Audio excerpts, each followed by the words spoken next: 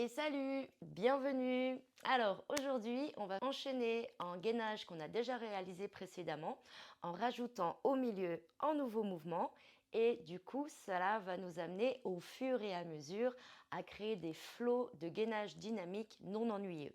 Donc comme tu peux le voir dans l'encadré, on va rajouter cette descente vers les pieds puis revenir en planche latérale.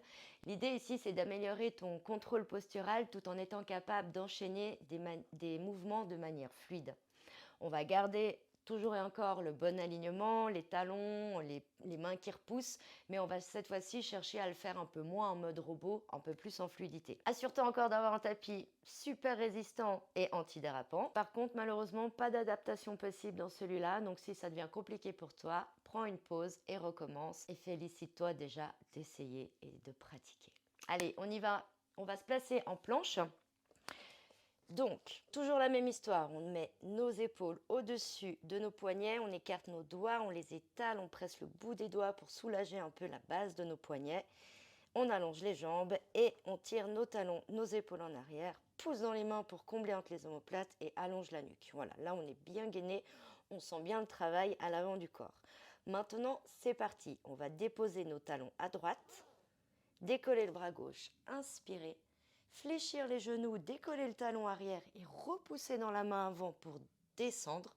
Repousser dans les pieds pour revenir en latéral et on évite de twister quand on revient face au tapis.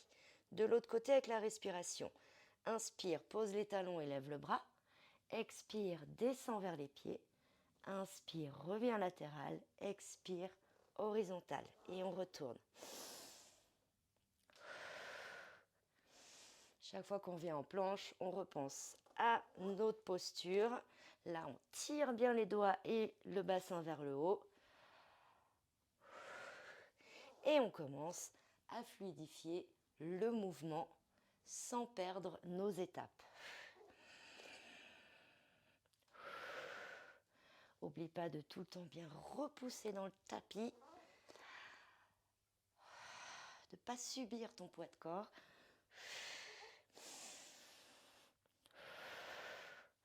D'avoir assez d'espace entre tes deux pieds pour pouvoir déposer tes talons au départ. Ne pas se marcher dessus.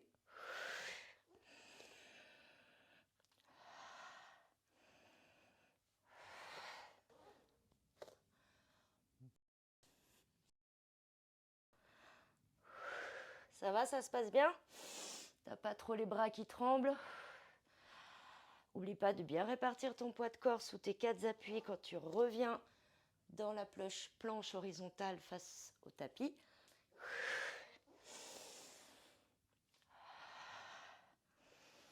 Ah, je l'adore celui-là, il est super chouette.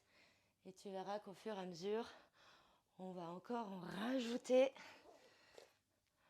pour nous permettre de varier les plaisirs.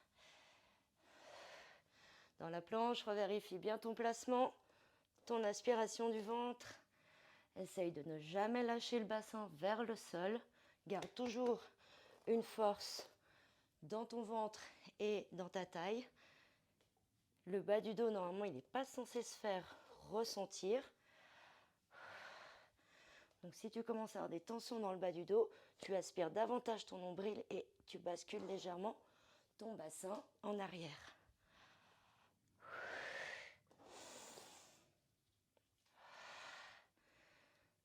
Allez, on arrive au dernier.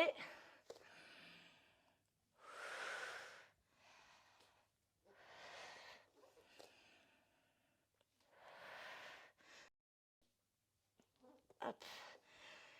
Et voilà. Alors, comment ça bosse aussi les bras, hein, t'as vu? Ça bosse partout. C'est ça qui est génial en fait avec le gainage dynamique.